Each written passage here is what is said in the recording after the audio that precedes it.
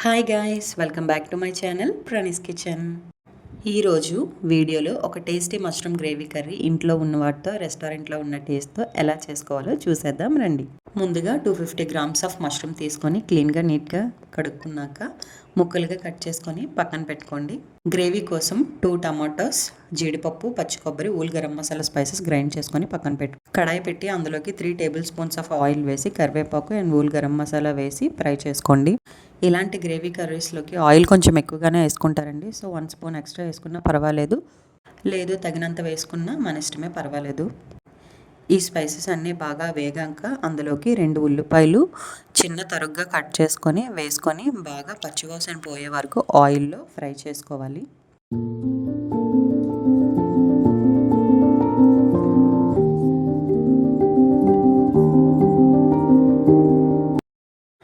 Onions బాగా fry అయ్యాక ginger garlic paste కూడా వేసుకొని బాగా 2 ఫ్రై చేయాలి.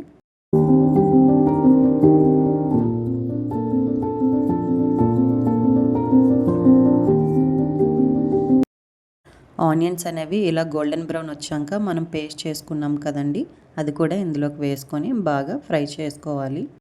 పచ్చివాసన పోయే వరకు, ఆయిల్ పైకి తేలే వరకు బాగా ఫ్రై చేసుకుంటేనే గ్రేవీ అనేది చాలా బాగుంటుందండి.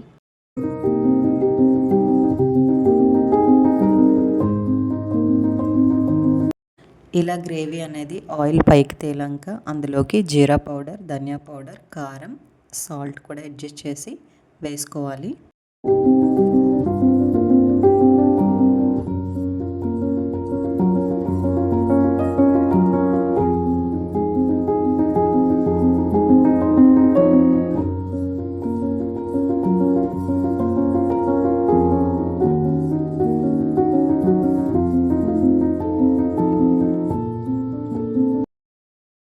పేస్ట్ అనేది ఇలా థిక్గా అయ్యే వరకు ఫ్రై చేసుకోండి బాగా, అప్పుడైతే టేస్ట్ చాలా బాగుంటుంది. ఇలా ఆయిల్ పైకి తేలే వరకు బాగా ఫ్రై చేసుకోండి.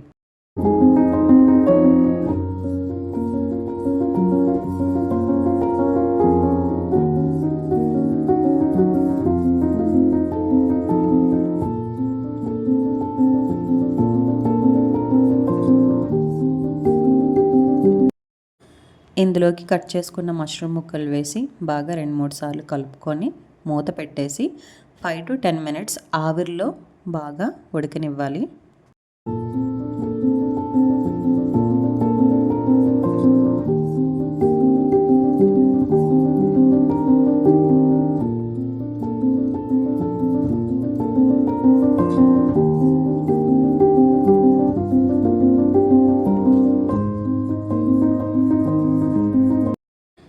ఇలా ముక్కలు అనేవి 5 to 10 మినిట్స్ సిమ్లో ఉడికించాక అందులోకి 1/3 కప్ ఆఫ్ వాటర్ వేసి ఇంకొక 5 to 10 మినిట్స్ మూత పెట్టేసి సిమ్లో కాకుండా మిడ్ సిమ్లో పెట్టి సాల్ట్ అనేది టేస్ట్కి సరిపోయిందో లేదో చూసుకొని సాల్ట్ అడ్జస్ట్ చేసుకున్నాక మూత పెట్టేసి పక్కన పెట్టేయండి. 10 మినిట్స్ తర్వాత చూసి వాటర్ అంతా దగ్గర అయ్యాక తీసి వేడివేడి రైస్లోకి కానీ, చపాతీలోకి కానీ, బగారా రైస్లోకి కానీ సర్వ్ చేసుకోండి, చాలా బాగుంటుంది. Thank you for watching. Please subscribe my channel.